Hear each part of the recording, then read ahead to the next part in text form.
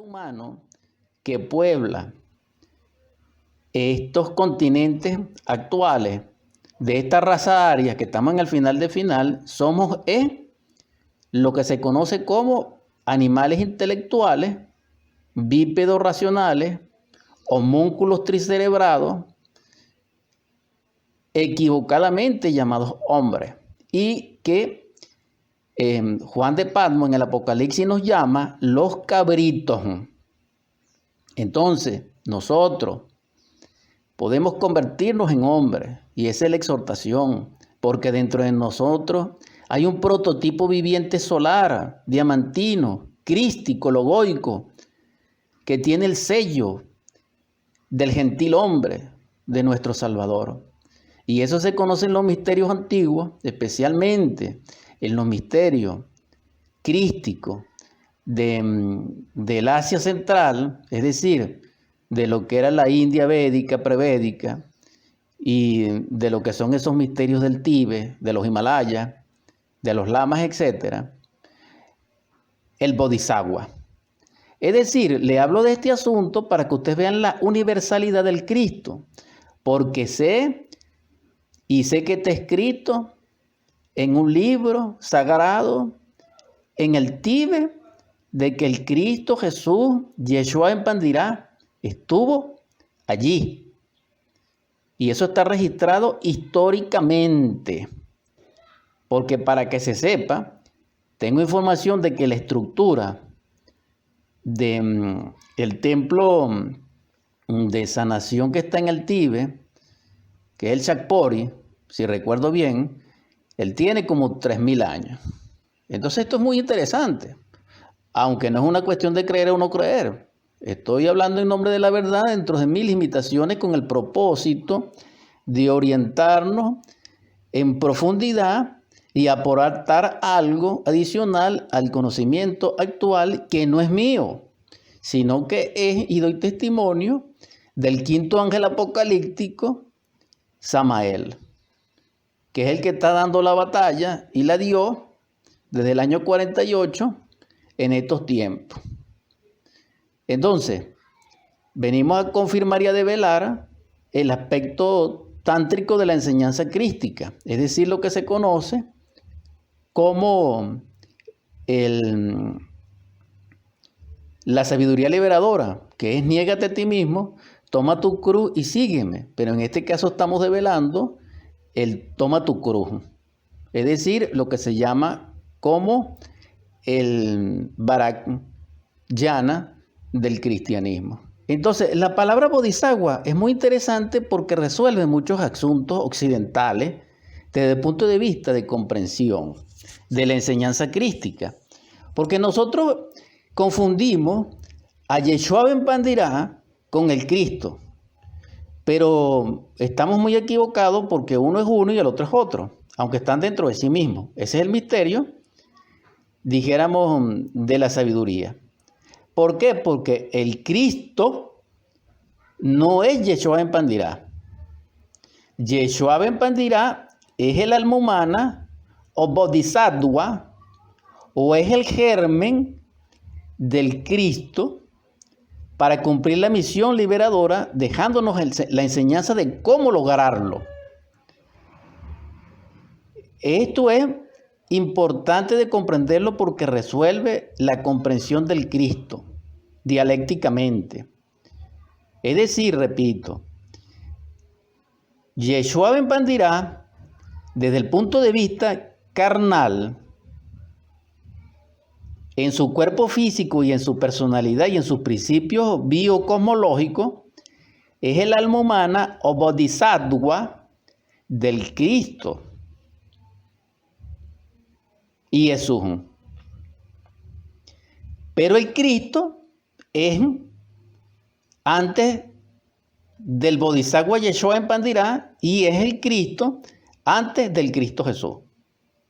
Porque todo mundo sabe, y en la antigüedad lo sabían, incluso había un conflicto entre nazarenos y bautistas porque le rendían culto a Bautista, porque el Bautista, que es el mismo Elías, la reencarnación de Elías, el profeta del Altísimo, él también era un Cristo. Era un Cristo, pero no era Salvador. Entonces, esto es lo interesante, pero la palabra bodhisattva aclara el asunto. Porque si nosotros realmente fuéramos reconocidos al Cristo, nosotros no le asesinamos. Si nosotros fuéramos vistos, oídos, conscientemente, la luz que resplandecía en el rostro y en la presencia sublime y adorable del Cristo, nosotros no lo crucificamos, no lo asesinamos, porque eso no era necesario. Y eso no se justifica en las Escrituras, no. Eso pasó porque nosotros estamos en el estado en que estamos. Y la profecía fue hecha en ese nivel de lo que nosotros estamos, en el nivel que estamos. Y el Cristo lo dijo, vuelvo a repetir.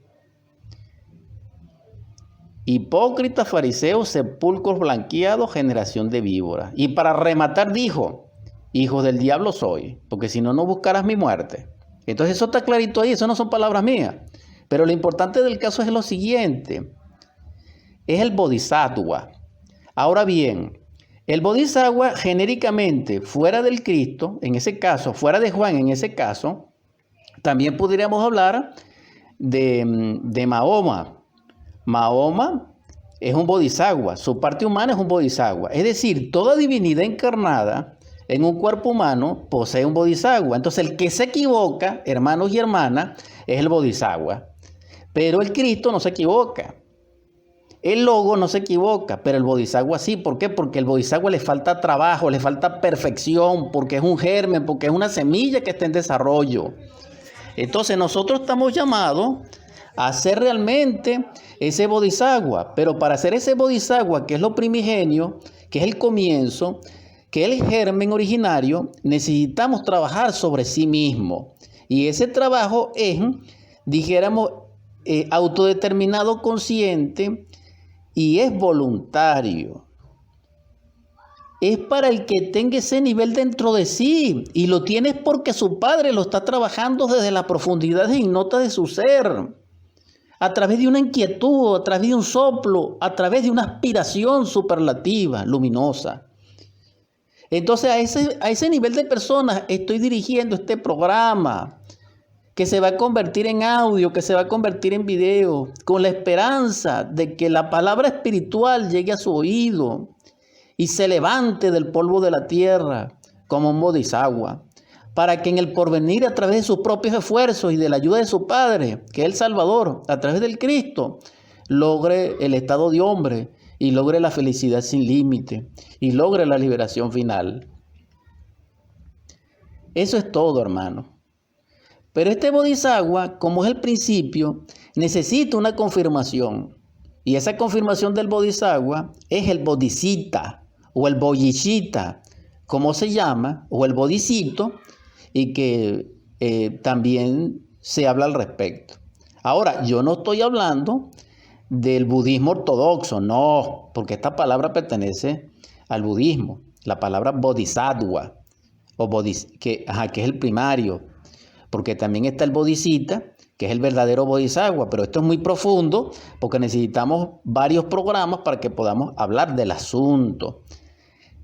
Pero estamos dando, dijéramos, lo más elemental de esto. Entonces, el bodhisattva contiene en sí mismo el germen de un individuo sagrado, de una divinidad, y se puede encarnar, pero para encarnarse necesita cierto nivel de purificación y de conciencia, hermano. Esto quiero decir que existe el bodhisattva caído, que es 1/3 de los Elohines. Acuérdense que la Biblia habla de que se cayeron las estrellas, de que 1/3 de los Elohines se cayó.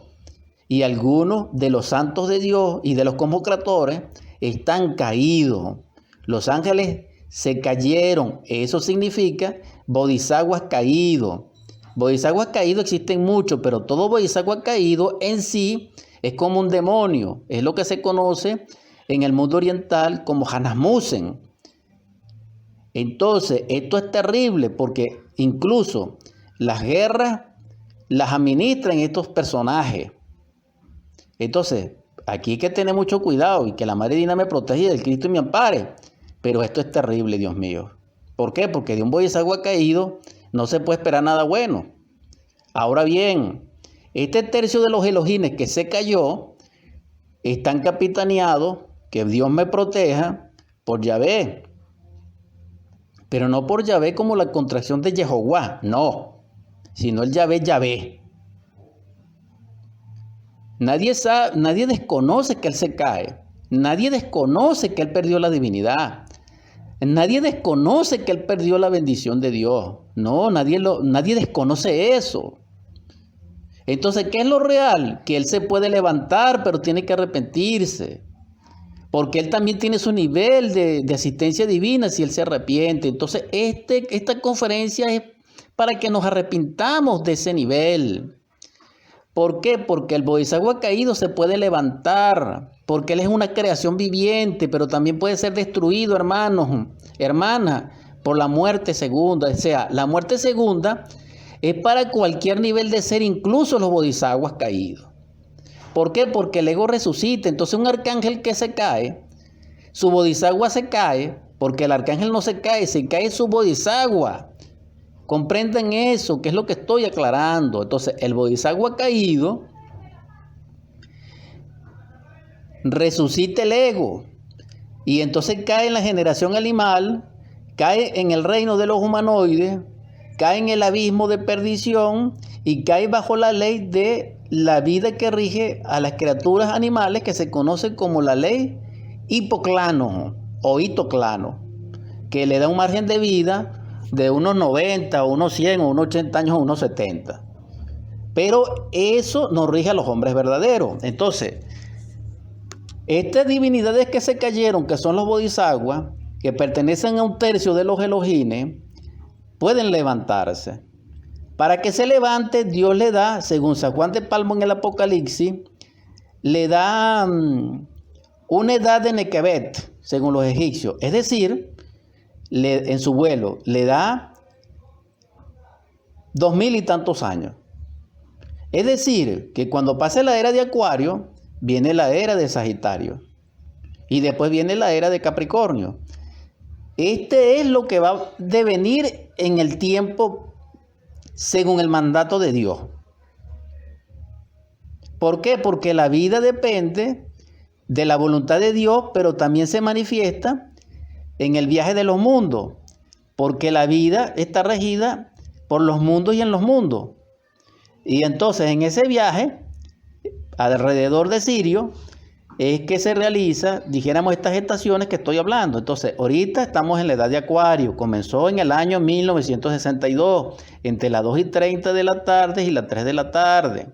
Es decir, que estamos en el año aproximadamente 2023 menos 1960, 60 años, 59 de Acuario.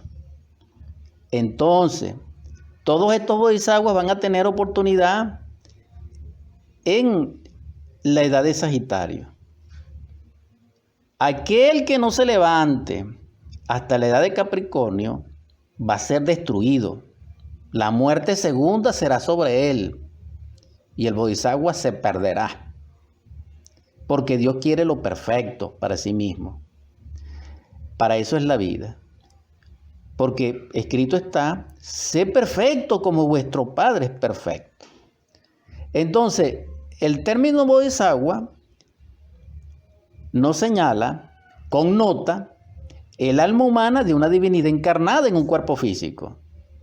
Entonces, lo que está encarnado en ese cuerpo físico es humano. Y el cuerpo físico es humano, pero tiene una contraparte nefasta, tiene una sombra que es el ego. Y este ego no lo hace humano. Entonces, por eso es una mezcla y por eso es un caos. ¿Comprenden? Entonces, hay que ordenar ese caos. ¿Quién ordena ese caos? El ser, a través de la conciencia. Y cuando lo ordena, se